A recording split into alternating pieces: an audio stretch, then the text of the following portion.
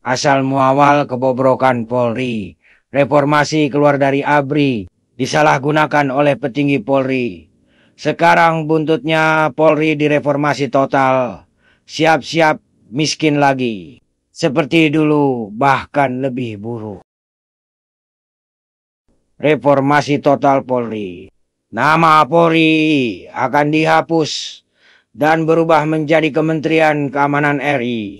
Ke depan sudah tidak ada lagi Kapolri, Brimob, Densus 88, Korlantas Polri, Reserse Syeber Polri, Polerud, Akpol TIM Tas Tipikor Polri, Reskrim Polri, Reskrim Sus. Semua satuan tugas Polri yang ada di atas akan diambil alih dan melebur ke kementerian dan badan yang sesuai bidang tugasnya masing.